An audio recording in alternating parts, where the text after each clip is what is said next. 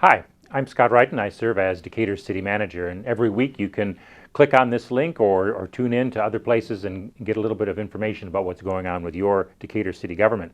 If you watch these on a regular basis, you'll notice that this is not the normal surroundings, the normal room in which I deliver these weekly updates. The reason for that is because the City Council chambers on the third floor of the Decatur Civic Center is undergoing some changes. We're not remodeling the place, but we are putting in some new cameras and some other video systems that will enhance the video quality and the audio quality, both of our City Council meetings and of other video productions and short informational pieces like this that are made available, all in the interest of improving our communication and transparency to citizens. So look forward to that in videos to come. It's summertime, and people are anxious to be out more, and with that comes, in the summertime, oftentimes a little bit more irregularity with traffic and obedience to traffic rules. Driving around Decatur, many people will notice, and certainly I've heard it and seen it too, is that there seems to be less attention to stop signs, to traffic signals, even red lights. And this is a problem I think that we've been seeing throughout the United States. It's not limited to Illinois or to Decatur. I certainly believe that the information and the statistics from the police department indicate that a major contributing factor is that there's simply more people on our roads who have drugs in their system or cannabis in their system or they're texting on their phones. They're either impaired or they're distracted driving that is contributing to more erratic behavior and what some of us see every day, and that is less attention to these traffic problems.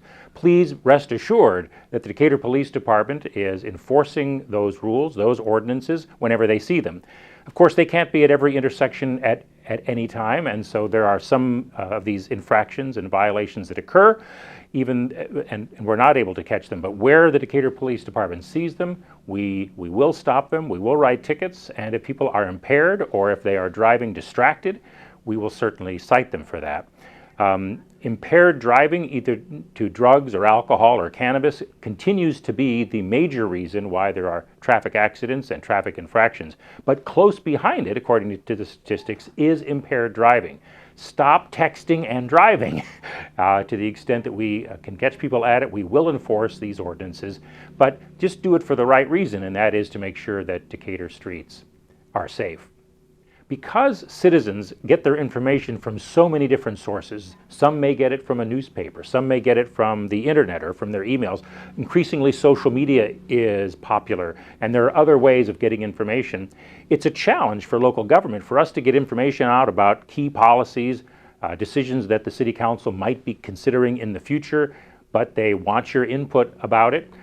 Now, it's true that we, every 2 years, elect a mayor and city council to make a lot of those decisions for us, because we don't expect that all 71,000 citizens of the city of Decatur should weigh in on every single issue. That's why we have this indirect democratic Republican form of government.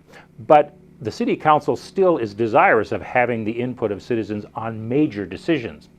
For example, in the coming months, the city council will consider an ordinance amending our liquor codes in such a fashion that it would result in reducing the number of video gaming machines in the city. A key point, I think, that the City Council has taken in the last several months, and what led to them to take an action approving a moratorium on the issuance of new licenses for video gaming, is they think that there's too many of them.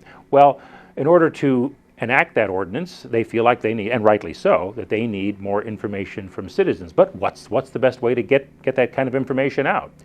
We plan to make changes to the garbage and recycling code, or section of the city code, but before we make those changes and the City Council adopts those, we want some input from citizens. We need public input for those things. So we're always thinking, okay, how do we reach that part of the citizens that are going to give us the most useful information, not just some snarky comment that might be on social media, but something that can really help the City Council make informed decisions. And so I don't have the perfect answer for that. We post a lot of information to the website. Some people see it, some people don't. We try to draw attention to it through some of our social media presence. We've hired a new person on city staff whose title is communications coordinator to help us with that. I think we've increased the visibility of the decisions of the mayor and council through doing that. But just know that if you're interested in some of those topics, that's how we're going to be doing it, is through the normal social media process, putting it on the website, having press conferences, meeting with the local newspaper and television station to tell them more about it. But understanding that we still might not get to every single person in town because we all have different ways of getting our news. I appreciate the fact that those of you who are listening to this are probably those who are more likely to reach out to the website or read our social media posts and other communications from our communications coordinator. But help us get the word out, because the City Council wants to be as transparent as it can and have as much input into these important decisions that bear on the future of Decatur. Thanks again for listening. I look forward to bringing you another update next week.